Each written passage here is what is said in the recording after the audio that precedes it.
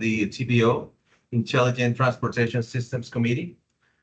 Today, October 3rd, 2024.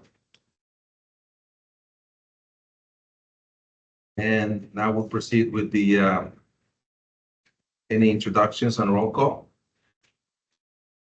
Yes, sir. Nick Ann, Yes. I'm just from City of Tampa. I cover for the Margaret. She's on vacation. I'm traffic operation engineer with City of Tampa. Brian Zayas, Here. Amir Kawaja, Here. Fred Baxter, Here, and you're virtual, correct? that is correct. Thank you. Judith Villegas, Jesus Peraza Garcia, Here. Jeff Sims, Here. and Achilles Cortellis is excused today. And I do show that we have an in-person quorum. We do. So And I we declare- Is Megan in for FDOT? I do see Edward Albritton online. Yes, Edward Megan will be Hamilton- in. Megan will be? Okay, thank you. No, she won't be. Okay, so Edward, I've got you. Thank you.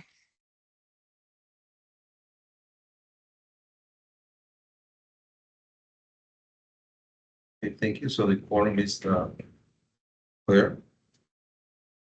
So the next is any public comments. So we have some people here present. We have Julie Scanlon from Door County.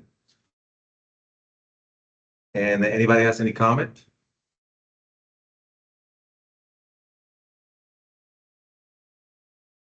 Okay. So now we're going to proceed to review and approve the minutes from the last meeting from July 11th. That said, everybody reviewed the minutes.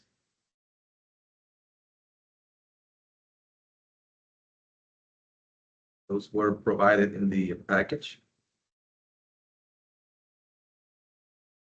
So do we have a motion to? Yeah, second. Motion by Nick, who seconds the motion? Second. Jesus Peraza seconds the motion. Okay. All in favor, say aye. Okay, and with that, the minutes are approved. Okay, and then the next we're gonna proceed with the action items. And the first one is the Access 2050 plan by Jenna Torres from TBO. Welcome.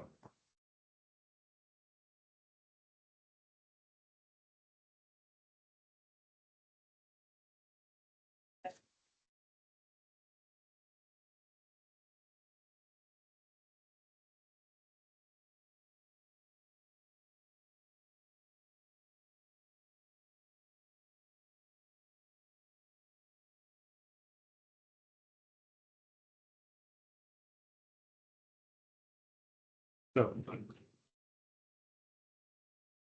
Share the screen and then.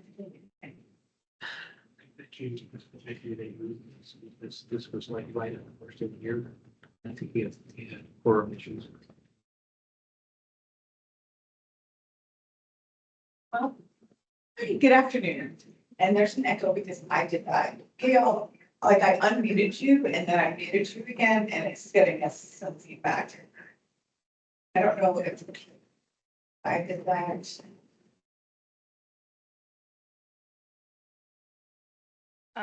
I have no control over the in-room stuff.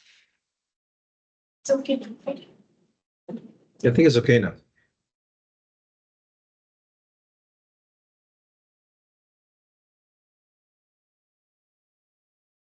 Solved. And now I don't need to share.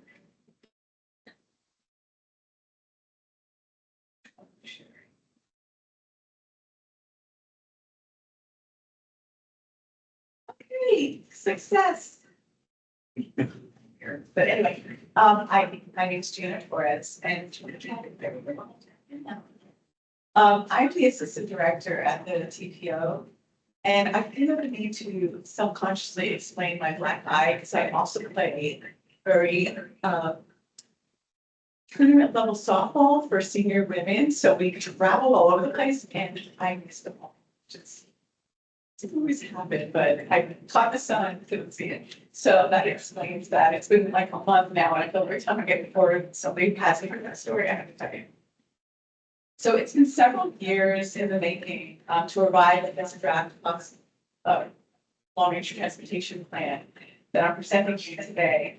Your committee played a part in the development of this plan. We brought some components to you that we got feedback from. And so today I'm going to give an overview of the plan, and then I'm going to highlight some of the comments received, because we're actually in the public comment period. I'm hearing feedback, so it's like, from y'all. So anyway, so let's move forward.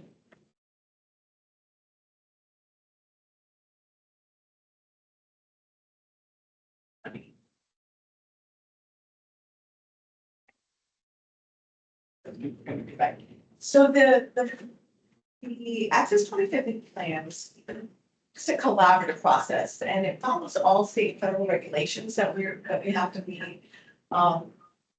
It balances data-driven needs with what we heard from the public in our public survey comments. This is so weird.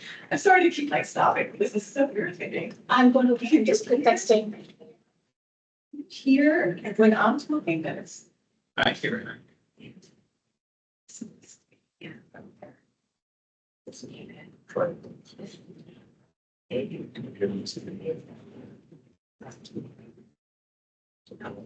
Which one do you do? I just back here and it's just we're going to know it's really here. And when I went to you know, I think anyone misses. Is anybody else hearing the echo from the presentation? I'm not hearing one. I'm not hearing one. I'm listening outside of the Planisborough room. I can pick it up a little bit, and I'm not sure why. Priya, can you go in and just check on it real quick? Yes, going. Thanks. No problem.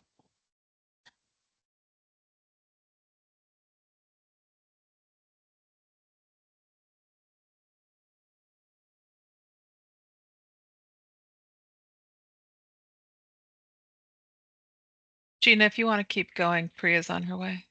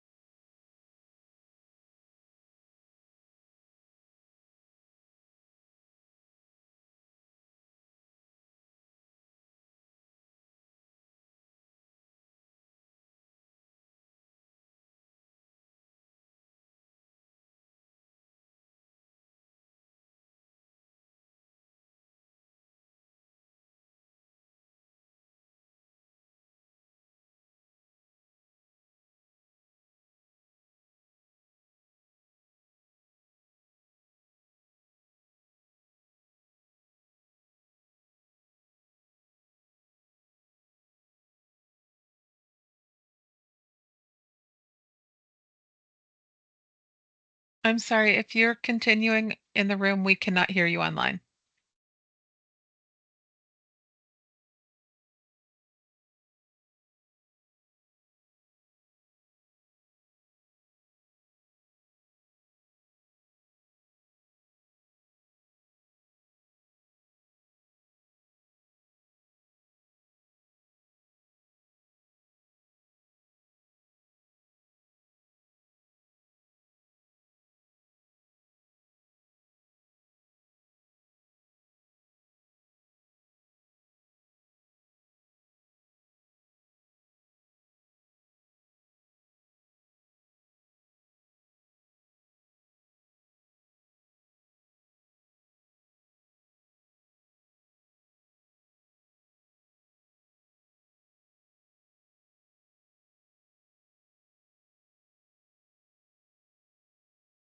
sorry, not to make it Okay. curable for the people. Yeah, okay, This was.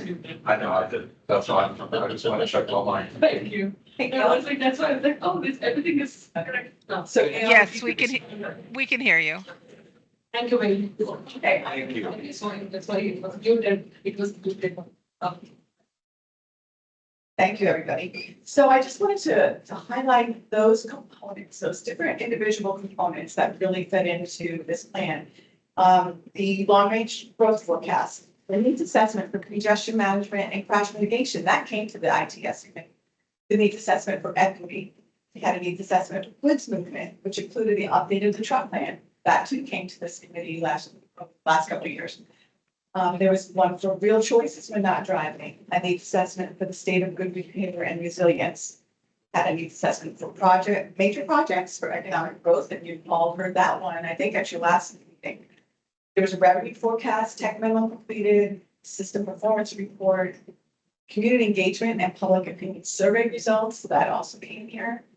The environmental consultation report that I mentioned, and finally the cost feasible plan. So all of those elements were presented to committees, and our TPO board approved all of those. And so we feel really confident that we've captured everything and all the data that we needed to make this plan reflect our needs and our revenues and what we can afford in the future. So you may have taken part of that in that survey. There was only 4,600 survey respondents, surveys that we received back. And I think what's important here, or an interesting anyway, statistic, is that almost 90% of those respondents live or work in Hillsborough County. So the people weighing in on this plan are affected by it and definitely had interest in the outcome. Again, we really try to be equitable and geographically and demographically with where we presented the survey and where kind of feedback we got. We wrote the transit routes. The purple and orange were some of the zip codes with the highest respondents of surveys. Green, we received surveys, but they were a little lower than those others. So what we heard was that the number one priority for this, according to the survey and was responding, was newer and faster transit. This is what they wanted to see. Second was reducing traffic jams, which kind of goes in line with what this committee focuses on. And the third was maintaining roads in good condition and bridges.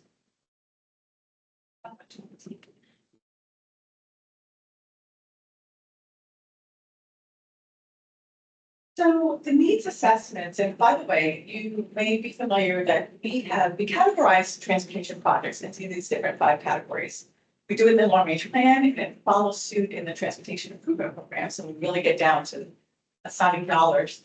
They're also in these same categories. So smart cities contains those projects that are intersection improvements and signal time coordination to some of those technical operational projects. State of good repair and resilience is looking at that pavement grid conditions that we have and our transit fleet vehicle maintenance. Those projects fall in that category. Vision Zero is those complete streets, completing our sidewalks, really trying to get our fatal crashes to zero as we move forward.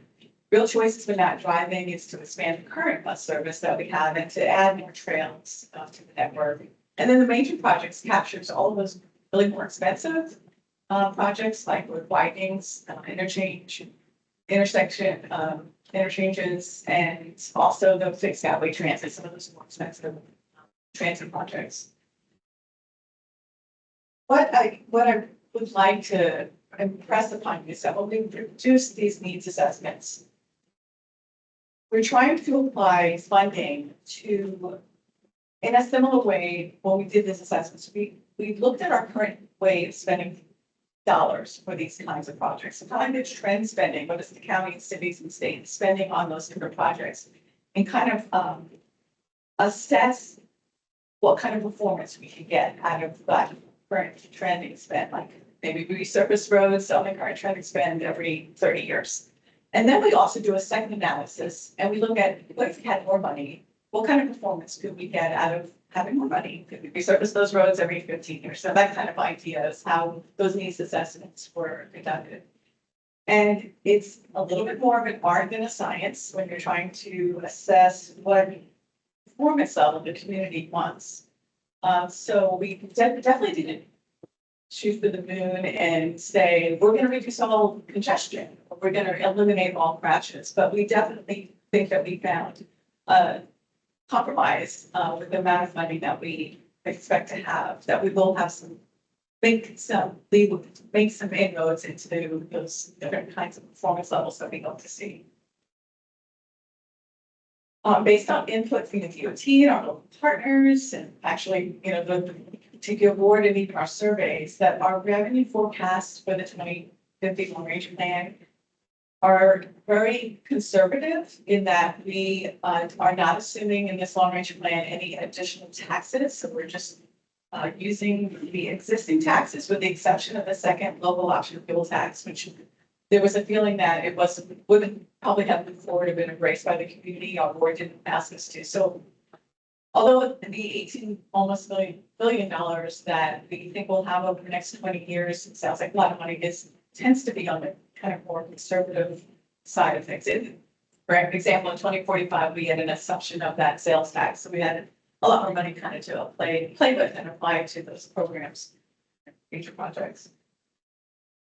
So the current revenues are based again on kind of like the trend spending. And I just want to point out that although it looks like there is a large portion of the current revenues for the major projects, that's because DOT receives quite a large chunk of the funding, and that's where they spend their dollars. The local revenues are typically more spent on good repair and on real choices, like part bus replacement, for instance. So it was, well, we'll get to this. One of the comments we had received in the public comment period was a request to break out the major projects and kind of show them by jurisdiction. So I have a slide for that later. So yes, $18 billion is, it's a good amount of money, but when you do look at those needs assessments, had we really achieved what we would hope, those were unconstrained by cost. When we looked at the needs assessment, we would have presumed that we would need about $50 billion to really make some inroads in some of those areas. So basically what this says is we need to be mindful of the funding that we have. We need to look for other opportunities like grant funding and some other things that we can do to advance projects and be thoughtful in our prioritization. This was just a couple slides to show you what major projects are included now in the draft 2050 plan. This particular slide is on the state intermodal system, the SIS cost visa plan. When this was presented in September, the only thing that's changed that our board asked us to do was add the interchange at I-75 in Fort Hammer, kind of close to Manatee County, and that was added to the unfunded, so it's just not a funded project. For the non-SIS state roads, so not those basically unlimited access roads, but there was a number of widening projects that the DOT is proposing that we consider to be cost feasible and kind of spread out across the county. A lot of things part of the county. The local roadways, since we developed the plan, there was one change there. Our board asked if we could, we would add the Pinecrest Road to the cost feasible. It didn't mean that other roads had to be removed, but it was definitely a high priority for the board for public input that we received. And then the Fixed Skyway Transit has one project on it. It is the bus rapid transit line from downtown to USF, basically, and that's included in the cost feasible plan. And then those four program areas, those other areas that I talked about, smart cities and Vision Zero and all that. We did an assessment, even though with the trend spending wasn't maybe the ideal for making inroads, we definitely will see some benefits to in the next 20 years, even with trend spending, you can see reduction in delay. And although we can see reduced crashes, then we can probably think we can add 43 miles of trails. So there's definitely some positive things that will come out of this plan. So the comments that we received to date have some major themes. And there's a lot of comments, they kind of fell into these categories of we want more transit. There was a fiscal constraints table that needed to be added, and that was more staff and consultant. We noticed that. There were some questions on how the community can get more involved in those major projects that are tested. And then there's been quite a bit of opposition to the IG-75 widening that's showing in the cost feasibility plan. So the next several slides just address these concerns that we heard. We have heard time and again, year after year, honestly, that there isn't enough transit funded in our county, that we need more transit. And I think the staff, we all agree, for sure. So we've added the streetcar extension to the map showing and then cost the long range plan in the 5-year cost feasible plan. So we've added that in response to the desire to show that that was actually already kind of underway. And it wasn't needing to be in that long range plan, but we really want to bring some attention to it. So we added that. There could be a lot more lines on this map. In the unfunded map, there's lines, regional maps for transit and all across the county. We know that there's a need and we have an idea of where those are and can be. But the thing is, an idea isn't enough really to get it into the cost feasible plan. And we have to have a really good idea about the cost. And the costs change up dramatically depending on the corridor and the mode and the ridership projections. So absence of that information, we are not adding, those lines that we really want to see yet. But on a good note, something like this, where the city was awarded a $1.75 million grant for the regional infrastructure accelerator grant. And that looks at innovative financing techniques to leverage new transfer projects. And they have listed a lot of those needed corridors that we hope to see in the future. So out of this study and out of this grant, we hopefully can get a better handle on those costs and get some of those projects moved into the cost feasible plan and eventually on the TIP and get those funded. There was a question why we didn't rank the transit, Valley Transit #1. That there's a decision that made staff and to the board that we actually will fund the projects in those program areas first. And what's left goes into major projects because they're so expensive, like 1 or 2 major projects would absorb the entire, budget. So we definitely want to see some gains in those other program areas first. But the Scally Transit projects, the BRT project is the #1 project under major projects, and then the roadway widenings will go behind. So we're trying to get transit to get more attention. I mentioned that this was the constraints table that was added. These are important because it shows that the projects and programs are cost feasible. The table on the top shows the available revenues, and the table on the bottom shows the anticipated costs. That it shows that they match the revenues. This information wasn't really left out of the plan. We just had it kind of not brought together in this format. And it also breaks out those revenues, right, federal, state, and local funds, which was something that the feds had asked us to make sure that we showed, and we want to make sure that was in there. But the zero balance shows that we are making use of every dollar that we expect to receive. So this is just added to the plan since it was open for public comment. I already mentioned this, that there was an interest in breaking out those major projects so that we could see what jurisdictions. And the table kind of answers that question. There was also a request to indicate the lane miles and what jurisdiction has, lane miles for those major projects. And you can see that over 90% of those projects are state roads. Having that's a handful of widening, and the cities aren't pursuing widenings. Most of those roads in the city that might be on that list are state roads or counties.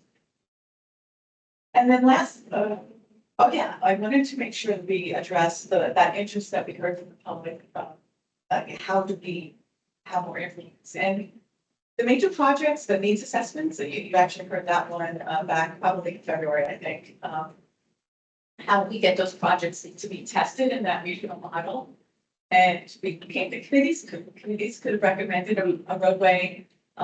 We then of course met with our partners, our city and everything, suggested projects to put into that regional model to test, and what comes out of that is how effective are those projects in reducing delay or providing more access? What's the cost benefit?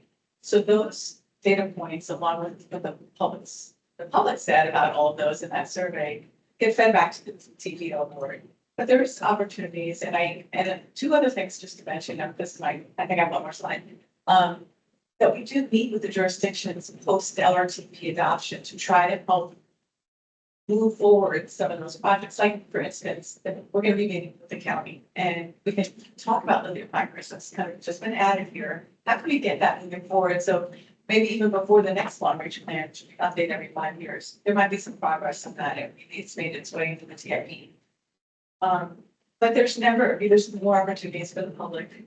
And I know I'm the ITS committee, but we've had a lot of interest from our citizens that when the project becomes more real, and it's agencies are moving forward, they hold community meetings and they ask for more input. So there's lots of opportunities. This is not the end all for input.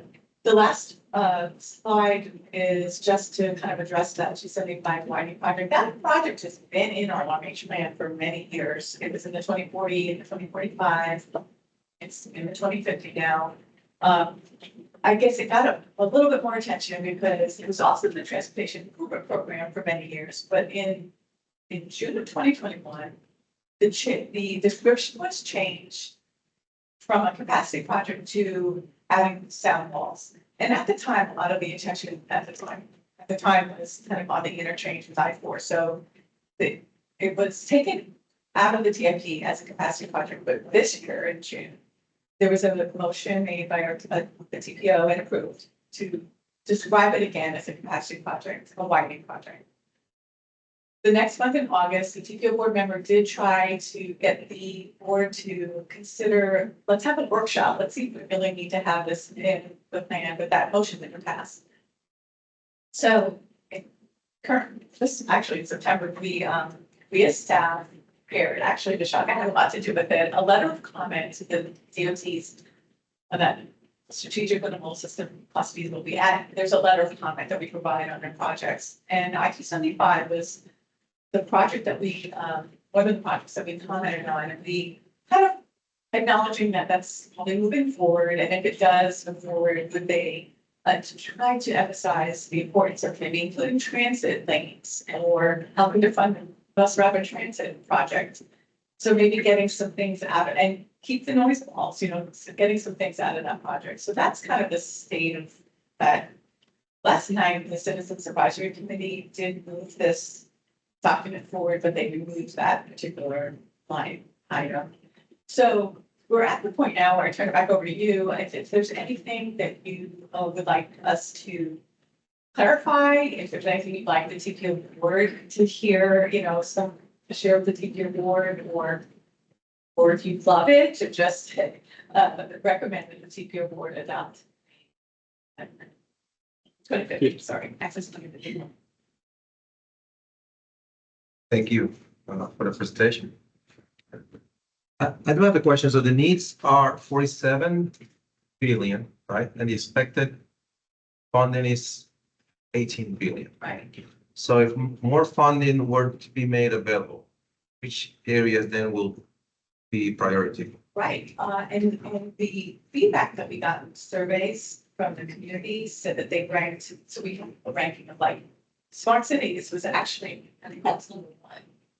I mean, as far as the program, smart cities, then resurfacing and good repair, and then safety. But we would rank, we would spend our funding in those categories, and we would see a reduction in delay. We would see more reduction in, more savings, in less crashes. That's where we would see a certain amount of improvement in all of those categories. Okay. Thank you. So do we have any questions for her? Comments? It's easy. Any comments, people participating online? Questions?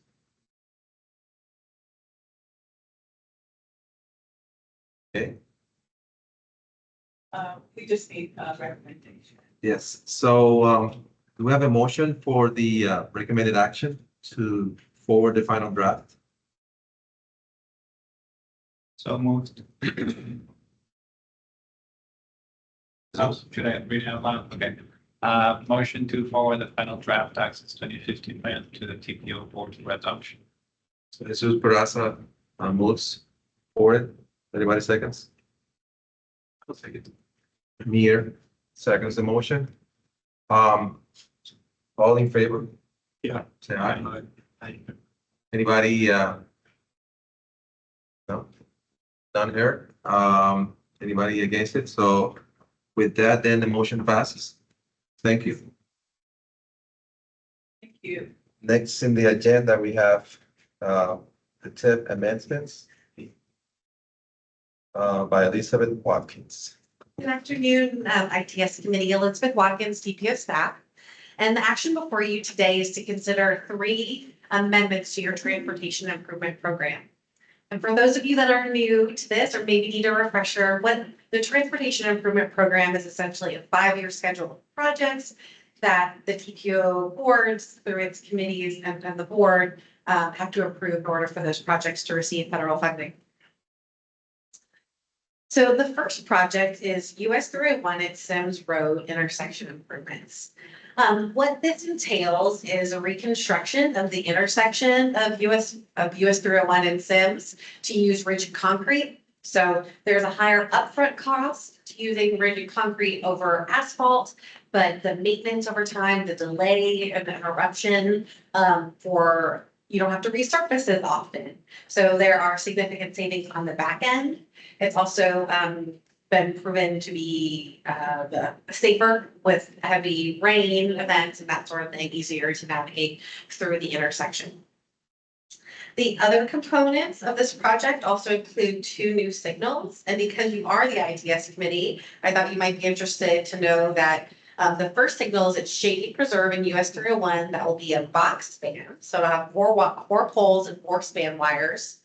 And then the second signal is at Ramble Creek in Rhode Island, and that's a diagonal span, is what FDOT is going to be including in this project. Additionally, there will be some drainage improvements and then some upgrades to the pedestrian infrastructure to bring it up to ADA standards. And this project is expected to be let and start construction in 2025. So just to have an example of that rigid pavement, this concrete, this is a technology that DOT already deploys today. So it's already using US 301 in Bloomingdale. And again, there are a number of benefits to using this over just traditional asphalt for busy intersections.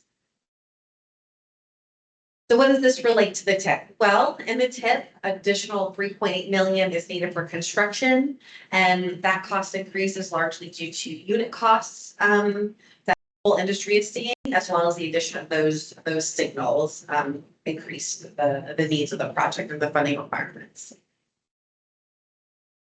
The second project before you is the Hillsborough County Bridge Planning Study. This is a discretionary grant that the county won, so they had to compete against applications from across the country. And what this study plans to do is it will evaluate 11 different bridges throughout that incorporated county. And there's a nice cross section, some that are more rural, some that are urban. There's also some that are in economically disadvantaged areas. So the county was very intentional in thinking about which crossings they would like to evaluate through the study. So 2 of those include one at Morrisbridge Road, so in the northern part of the county, as well as County Road 41A or Old Bayshore near the Palm River area.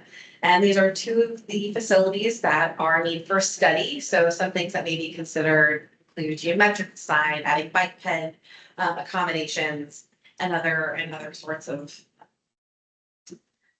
possibilities to improve these facilities. So in the TIP, this project will be added in because this was a discretionary award and something that needs to be added in order for the county to receive federal funds. And the final project in this tip amendment is a repaving on US 301 from the Manatee County line, south of State Road 674, Sun City Center Boulevard. This is your kind of traditional resurfacing. It's about 5 miles. There will be some additional widening of lanes, not a new lane, but making the existing lanes a little bit wider and the existing turn lanes a little bit wider, primarily for safety purposes. And this project is also expected to go under construction by 2025.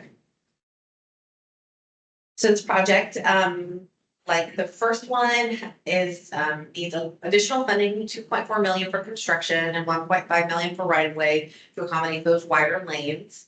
And again, the reason for this cost overrun is mostly because of unit cost increases. So the action before you today is to consider recommending that the TPO board approve these amendments to the Transportation Improvement Program, and I would be happy to answer any questions you may have. Thank you, Elizabeth, for the presentation. Do you have any questions about these tip changes? Any questions from the audience? Julie? I have one question. The studies for the bridges have been completed or not? No. Are they going to take into account the recent flooding, those locations for vetting? That is a great question. They probably will. My understanding of the timeline is they expect to kick the study off next year. Okay. So hopefully they'll have even more data from some of that information. Thank you. Yeah, I mean, I had a similar question. Because of the flooding we had recently. So that's going to be taken into account. Yes. Absolutely. Any question from the people online? Comments? Okay, we're silent today. Pretty good. Yeah. So, do we have a motion to recommend the TPO board approve the amendments to the fiscal year 25-29 Transportation Improvement Program? This is Jeff Sims. I'll make a motion to recommend approval. Second. Jesus seconds the motion. All those in favor, say aye. Aye. Okay, anybody not in favor? Nobody here. So with that, the motion passes. Thank you. And then the next item, action item, in the agenda is to review and approve the draft meeting calendar for the ITS committee. Or, I'm sorry, no, that's not it. Is it? Yes. Okay. Okay.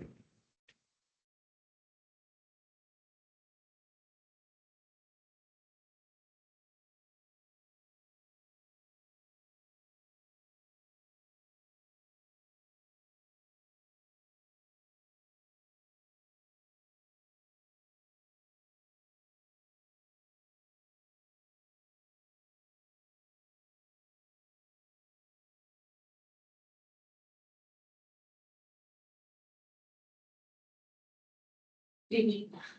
It is my first, this is Michelle Bishop, TPO staff. Today my job is as a staff liaison. We have prepared a list of schedule for all the monthly meetings for the year 2025. So as you can see here, they have all the committees listed here and the TPO board. The TPO also has a special meeting, which they do it every other month or so. This also includes the TMA and the Florida SCTPA meetings. And my task is to give you these dates for the review. ITS, as I had mentioned earlier, but since January, we have a conflict with the new year. And July, we usually have a conflict with July 4th. This committee usually meets the first Thursday of every month. We thought and expected that if we move it by a month, it would be suitable also to align with the recess or the July. Most of the committees are on recess in July. So we thought that August would be a more favorable month. Another reason is January, we just start getting new projects. So February would be a good month to have the meetings. So with that, I would like to highlight the dates here. The meeting dates for ITS would be February 6th, May 1st, August 7th, and November 6th. But you also can review all the other dates here. These will also be posted on our TPO webpage and the calendar. And with that, my request would be to So, review and approve the TPO. so this means that we have a little bit longer between today's meeting and the next one in February.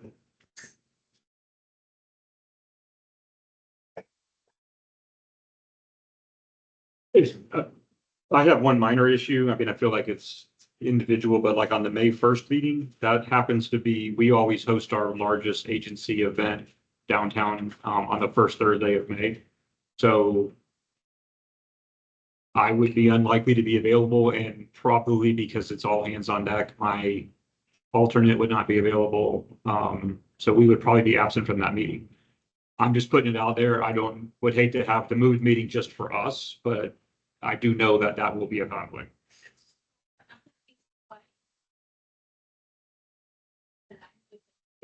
Public hearing. So some of these dates, when we realigned the dates, we was working with my principals, and we realized that May timing would be perfect because the 30-day public hearing and the first round of presentations for the TIP meeting usually goes in May. So whenever we meet in April, this committee doesn't get to hear that presentation. So that's another reason. Do you know when it is in May? Like, is it like early, late, beginning? Do you happen to know? No, all the committees hear the TIP meeting in May, and then the public hearing is in June. So so they start hearing the final TIP presentation. Which would the next week be a feasible week, like May the 8th? Thursday? Yes, that can be possible too. Do you think that would be suitable for you? I feel weird asking because it's just us, but for me, it would be better. Yeah. For our agency. I mean, it's almost 3 months to the 7th of June, and so it's not, I don't see any issue with that. It's not gonna be the first week, but it'll be an exception for that month. Okay, so May the 8th would be a recommended date change. Well, I have the motion to change that to May 8th. Yeah. Yeah, I guess technically is this a action item? Yes, it needs approval. Okay, so, This is coming as a week until January. okay, Next year. so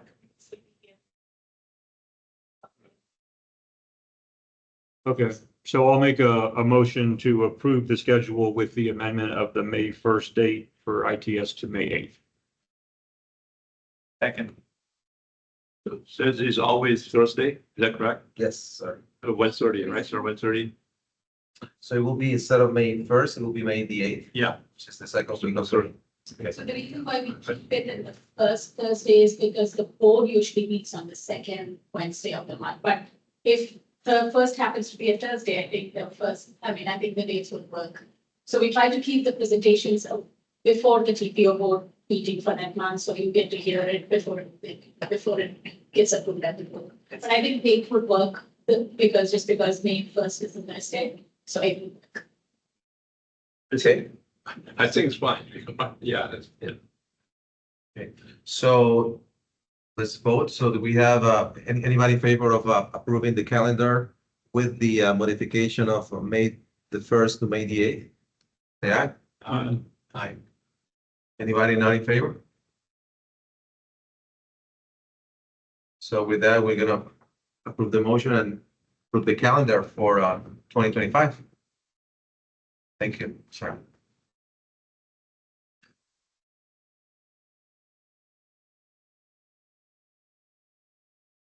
And I think that concludes our action items that require approval. So next in the agenda, we have a status report. An air quality report by the Environmental Protection Commission of Hillsborough County. Who's presenting that one? Oh, yeah, thank you.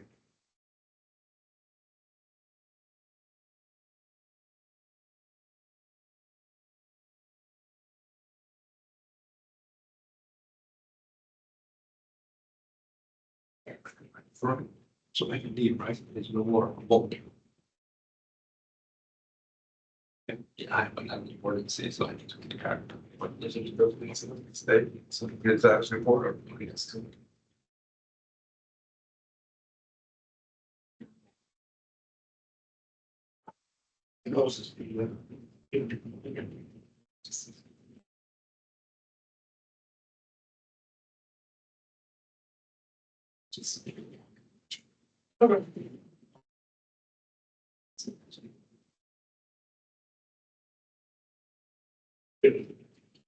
All right, good afternoon, everyone. Are you seeing the slide in full screen online? Oh. In either case, okay. So my name is Jeff Sims. As mentioned, I'm with the Environmental Protection Commission. For those that don't know us, we're basically like the EPA, except specific to Hillsborough County, which is our jurisdiction. So why are we here today? Well, a lot of people don't make the relation between transportation and the air quality. So it's an important concept. And that's the reason we actually sit on 3 of the TPO committees and stay very vested in what goes on with the related to transportation. We continue to meet all of our health-based standards, and that's probably the key I want to get overall from the presentation. But we did want to just kind of give an update on where we stand. We want to focus a little bit on our near road monitor, which we'll talk about in a few slides, since that is more reflective of emissions that are related to the busier parts of our roadways. And as such, we keep a close eye on our daily air quality levels, and we advise the public when the standards are being exceeded or being pushed to the limit if there are to be any health concerns. So briefly, is it there? You see a picture in the middle, but anyway, we cover a wide variety. EPC and the air division is the one that addresses it, dealing from anything from open burning to noise and asbestos. But our focus today is on the air monitoring sector, because that's how we determine whether we are in compliance with local standards. This should go without saying, but there is a connection between air quality and health. And I think everybody probably here knows that. But, you know, it can have a bigger effect than people realize, particularly on the respiratory. That's generally the focal area, but it's also can be cardiovascular, can put a strain on your heart, coronary disease if you're chronically exposed to elevated levels of emissions. And then the other thing to consider too is the environmental issues of it. You know, chronic high levels can lead to a reduction in the efficiency of photosynthesis by plants, which then kind of has a domino effect on the CO2 and the oxygen levels back into the air. And then, you know, all those things can kind of work together. It can even involve, you know, less production of crops at lower yields and, you know, reduction in habitats. So obviously it's important. This is a brief, it's a couple of graphs about the production, and you'll see with our, with the GDP and the vehicle miles traveled on the graph on the left up top, they continue to increase. You can note the slight decline of 2020 with COVID, but they're generally increasing. And on the positive end, emissions overall are lowering. And that's due to a lot of efforts at targeting facilities and businesses and improved standards with emissions controls on vehicles and so forth. One thing to note on the right, which is the standards of our primary transportation pollutants. In the middle there, you'll see the light green representing ozone, and it's toggling just below that standard. And that is a kind of a nationwide trend, and it's certainly consistent here in Hillsborough, because that's the one that's always closest to being a problem for us. So how do we monitor? We have stations throughout the county. We have 10 monitoring stations. They run continuous and filter-based samples, measuring regional pollutants for population exposure, including microscale pollutants and source emissions. They're canvassed around the bay, particularly along the shoreline, where historically a lot of the industry from the port and so forth have been located. One that we want to we'll focus on that video, on the picture on the right, is what we call our Monroe Station. It is the one specifically placed to address transportation emissions and get a better assessment of it. It's over there by Julie B. Lane Park. And that was specifically located in the heaviest traveled interstate section in Hillsborough County. If you're above 1.8 I think it's 5 million people, you're required by EPA to have such a station. And that's typically where we'll see the highest levels, especially when it comes to PM, our particular matter level. But that is what we call our near road monitor. So don't want to scare anybody, but I have to throw the slide out. What happens if we do get into non-attainment? Because there is a cascading effect on this, and it can impact EPO and the projects they work on, particularly related to CMAQ and how the money's distributed. The buzzword is conformity, and that would require much more diligent, from what I understand. I've never been through it, but my predecessor was, and he said it requires much more man hours across the board, more details on what has to be assessed in the project development, all related to proving there's a no net increase in air pollution on proposed projects. So certainly something we want to avoid, and we do that best we can as a community through positive efforts to reduce pollution where you can and generation.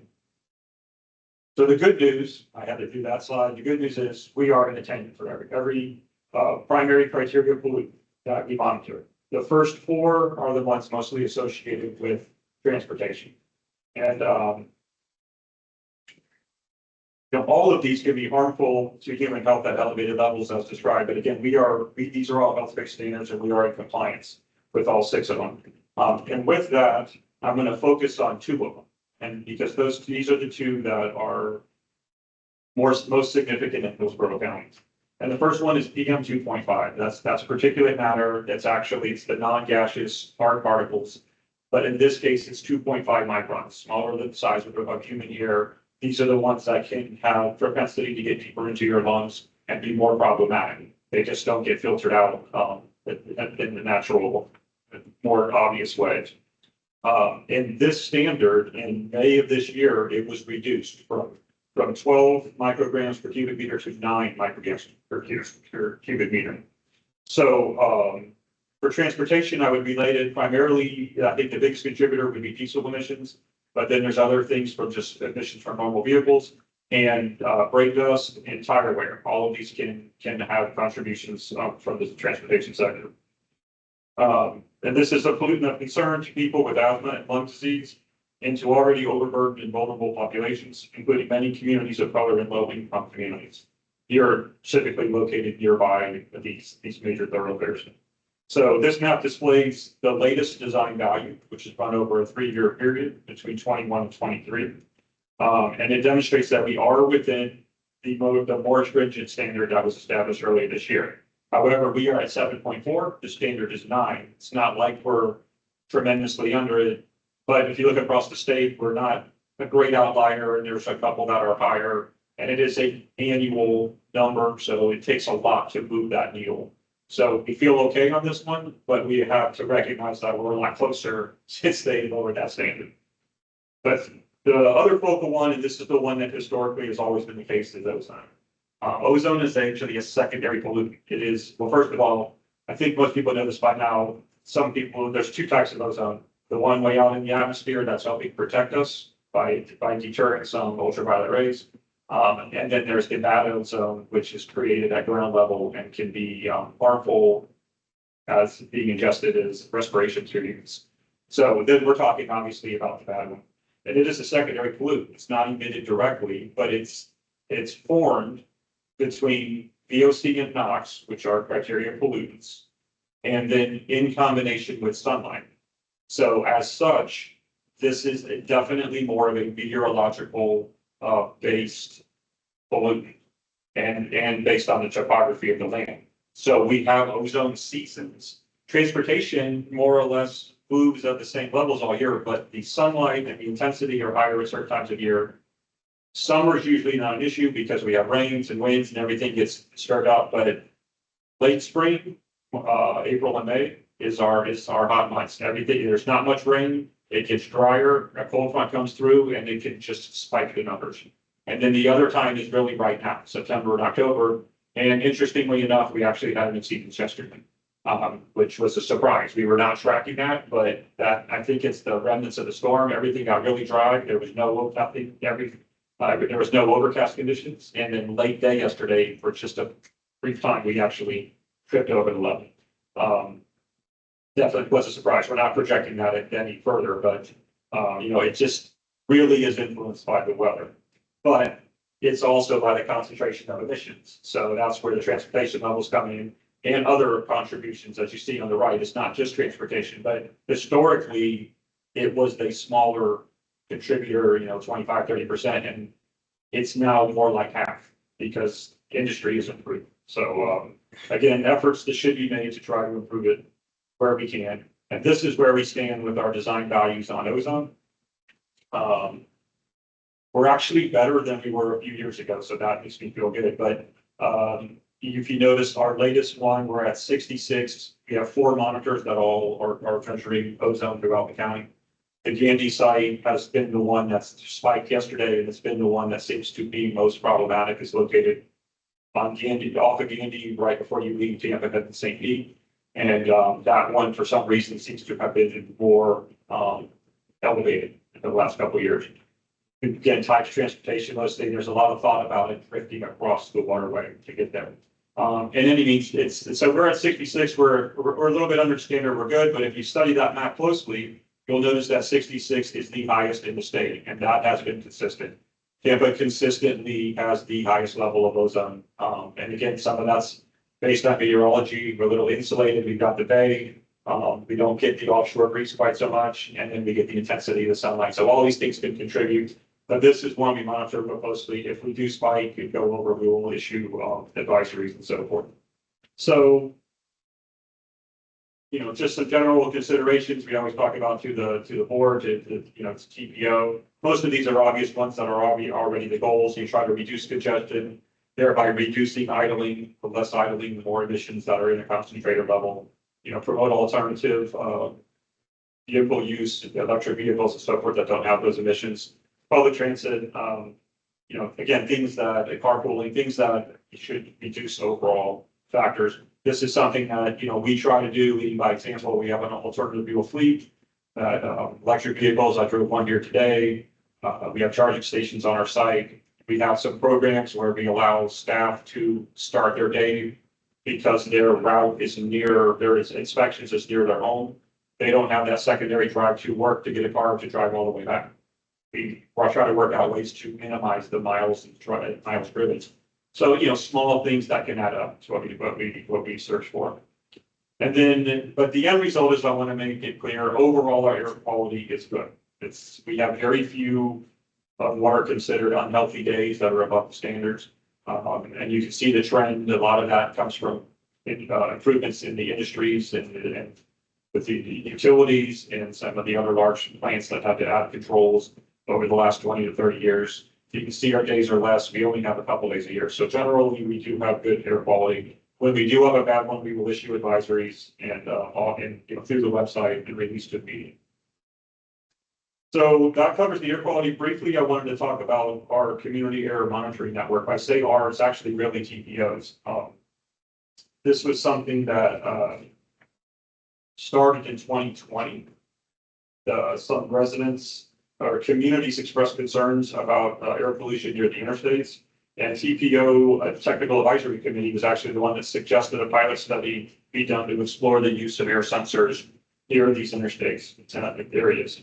So in collaboration with EPC and USF, TPO has been lead to teaming up with these community organizations and local agencies to set up this network. And it's meant to, instead of having these regional ones like we have, it's meant to have ones closer to these communities that are right near the interstates and give them an opportunity to have, more, feel like they're getting more reflective data actually from their neighborhoods. So it's kind of still expanding, but it's taken off. TPO started with some money, got some match.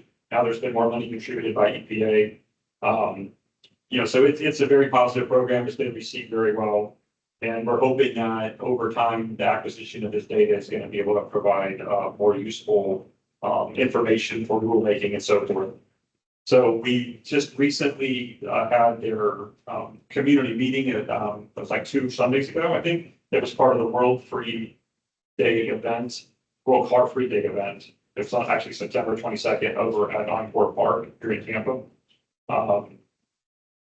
And again, it was an opportunity to try to educate and involve a lot of the residents. That's an area near the it's right there tucked next to the interstates in downtown and, Seminole Heights area to just interact with us and the other agencies to get more information about it and hopefully become more educated. So it's something that, we want to throw out there. We've had presentation given to this, I think to this committee, I know to other committees in the past. So we're certainly very supportive and we appreciate TPO leading the charge on that.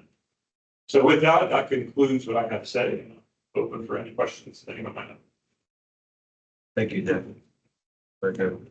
I have a questions and comments. So you mentioned the worst right now for the county are ozone and the particulate Well, they're the closest to the standards, yes. to the standard. Are they all the same in all the areas of monitoring, or are they worse in some areas? They can vary. You mean like you monitor, do they get different readings in different areas? They can vary. Depending on the pollutant and where it's located. On that map for the PM 2.5, you notice they were very consistent. So, which was somewhat surprising because that one was based on our Sydney site, Sydney over there near Dover. That's like our big site. It monitors for everything. Some of the other sites do partial. That Sydney site is really located near no roadways. It's out in not farm area, but it's not close to the 60 or anything like that. And it had the same PM level for 2.5 on the daily, and I can't recall what the computer. Sorry, I was going to compare it. Yeah, so they were both on the daily and the annual, same exact number. So sometimes it can be a little surprising. In that case, it's reflective that the whole county is being about the same level. But other ones can vary a little bit. Ozone really does, because we feel like there's this thought, it's a hypothesis that a lot of the emissions will kind of drift over the bay and cook, and then they drift back. So if whatever the prevailing winds are, if they drift north, it might go towards Danby. If they drift east, it might go towards Simmons Park, where we have a monitor, or Davis Island. So some of them do vary. I guess that was a long answer for you, but yeah. For instance, and I was looking for any match of those areas between the high volume of traffic and the pollutants. Yeah. We can only really go based on Monroe, but they measure 4 pollutants there. The CO is really low, surprisingly. It's carbon monoxide is not an issue at all. And the NOx levels, I don't think are really that much more, which is, kind of a good thing. It's showing that there's decent dispersion in the area. Things are getting moved around. But that's why we have them there. And that's one reason we're doing the community monitoring network, or at least promoting it to see, is there more? Again, I would have expected particulate, but the reason that the 2.5 is so small, the thought is it's not the heavier stuff that might settle out real quick. It's stuff that's, getting up and moving around and getting dispersed out. It's just the only really rational reason I can figure why Sydney and Monroe were the same levels. So. Very interesting. Thank you. Do we have any questions from anybody in the audience or online?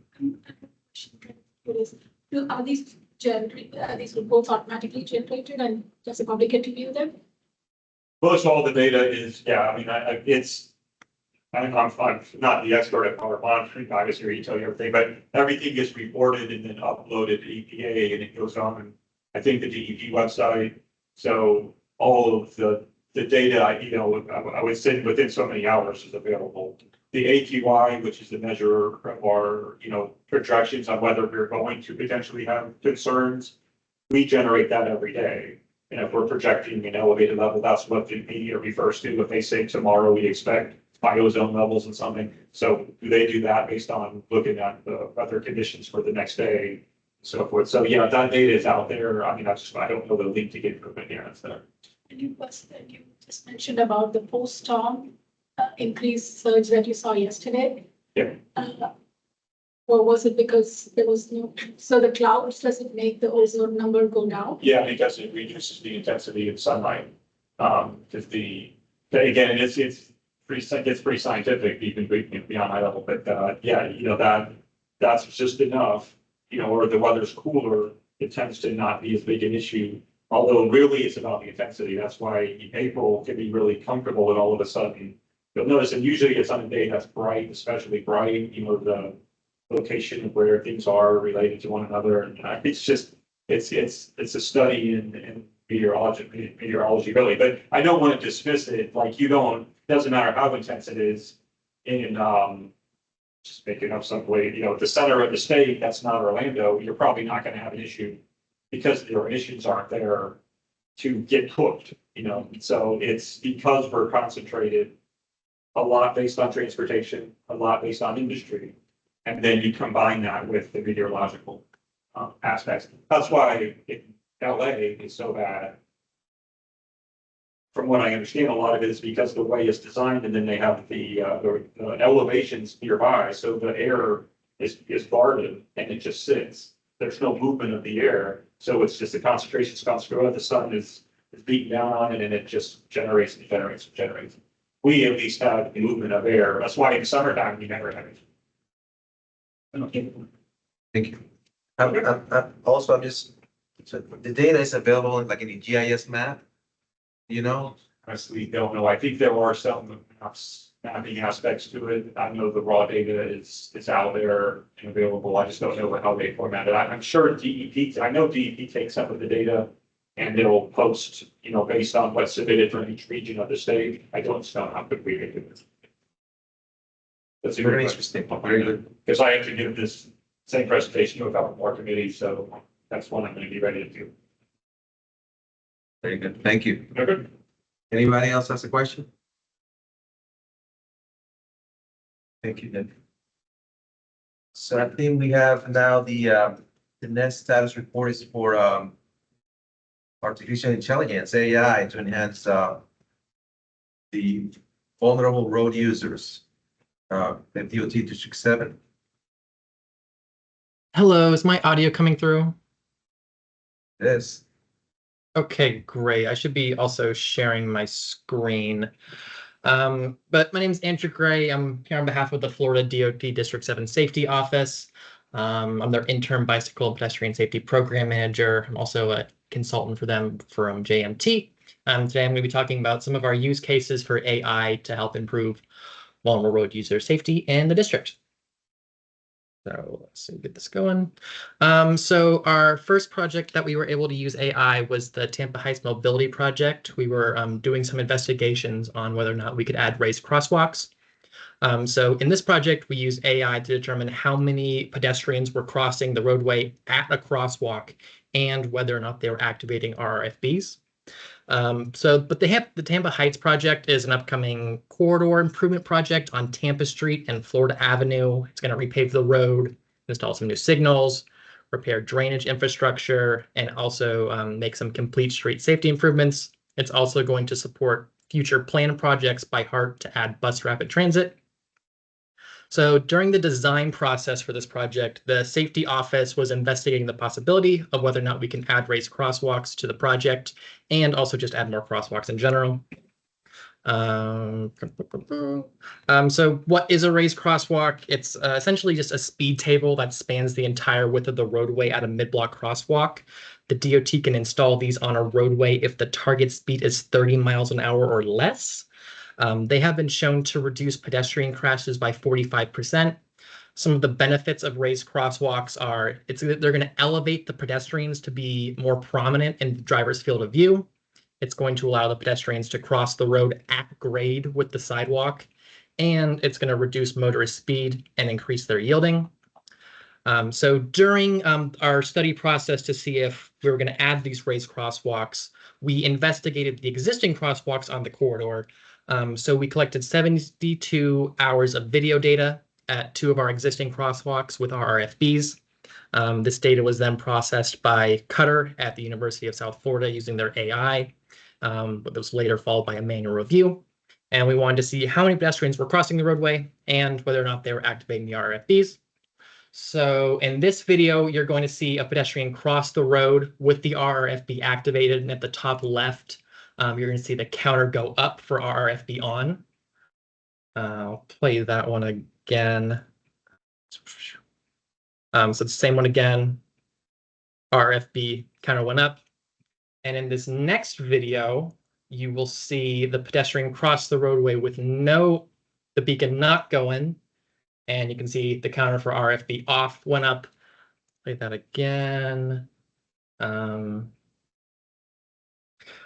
Yep, so those are so that's what we did. So we did this at 2 crosswalks for 3 different days. And it showed that in general, most of the pedestrians were activating the beacon when they crossed. Although after we completed the entire investigation, the DOT decided not to add any raised crosswalks due to the drainage impacts. For our next use case, it was along the Pinellas Bayway, the cycle track where we use near miss data at an intersection.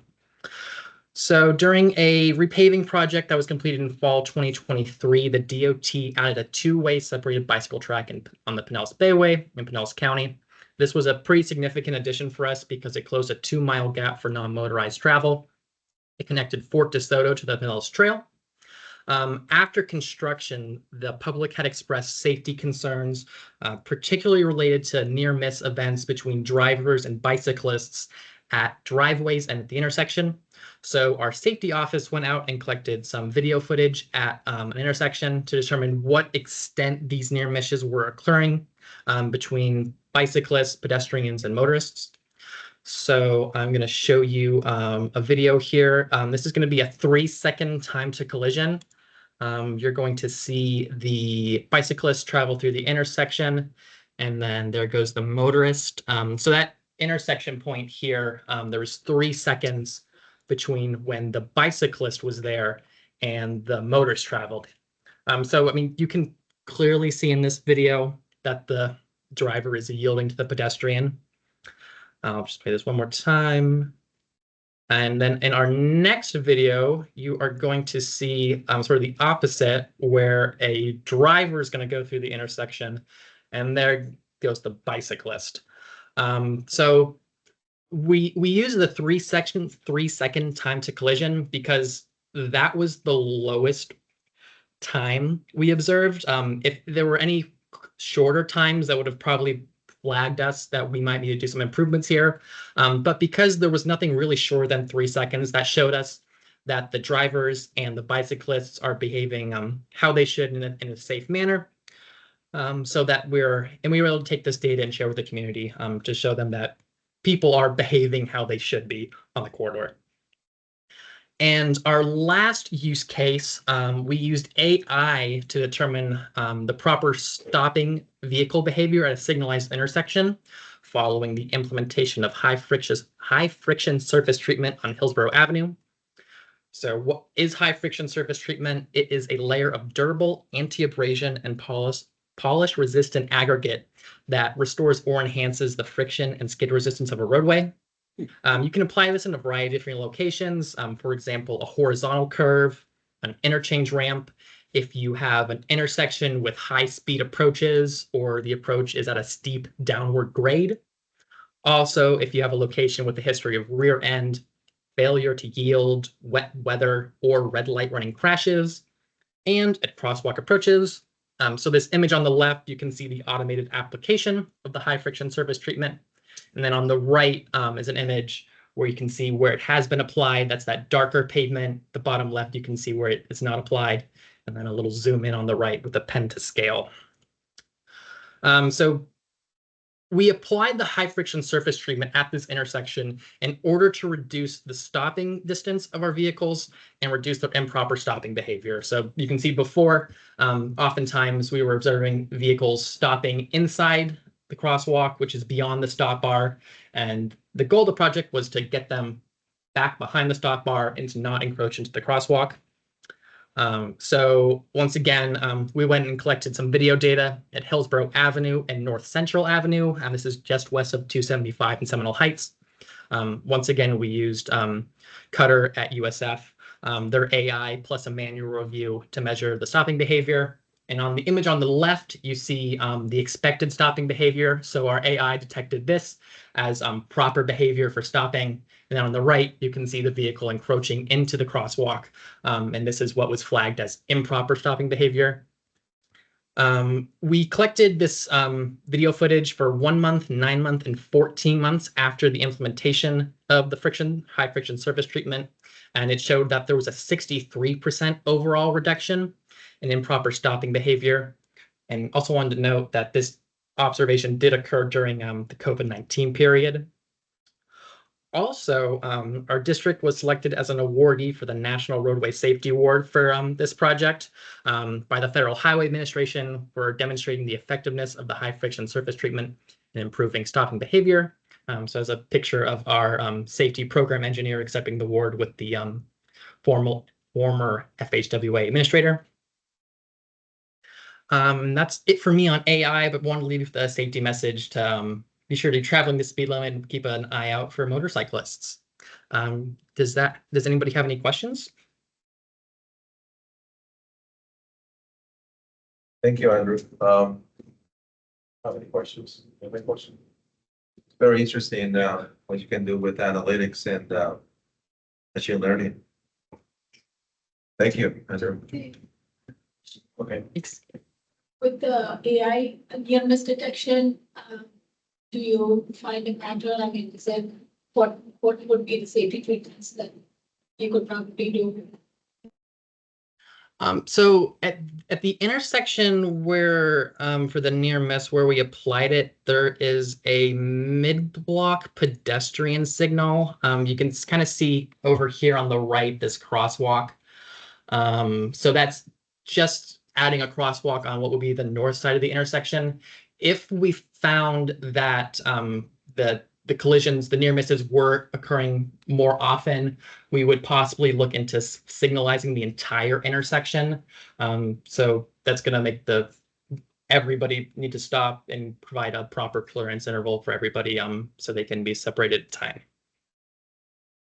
Hey, Andrew, it's Julie. What did we have to, because this is the one where it's the hybrid signal, where it's actually 3 signal heads, not like a traditional hawk, right? Yeah, this was the mid-block pedestrian signal. It's not a hawk. No, So yeah, but it's a normal 3-section signal head. Yeah, that's correct. Yeah, the red, Yeah, yellow, green. okay. What was the end result for Side Street? Did they ever put blank out signs out there? Or is it just a static yield of bikes and peds? I can't remember. I think we had. I'm not positive. I think we had the turning vehicles stop for pedestrian sign. I'm not sure if we had a blank out sign though. Okay, I just couldn't remember. Thank you, sir. Thank you. Anybody else has any questions or comments from the online participants? Well, thank you very much, Andrew, again for your presentation. Thank you.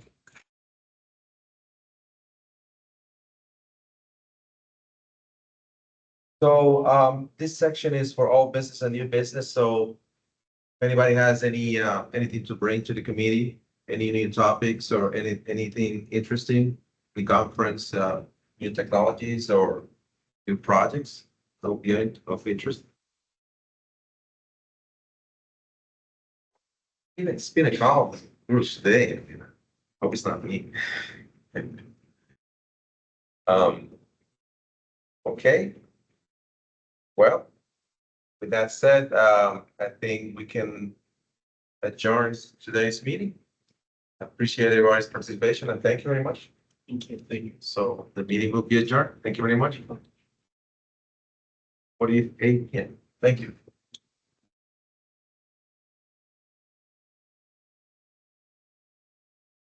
Yeah, this is definitely a pretty quiet group. And I hope it's not me. I chair the TAC committee and I'm sitting in your shoes. It's like you feel an obligation to kind of get things along and have it active and you don't get with it. But I just didn't have much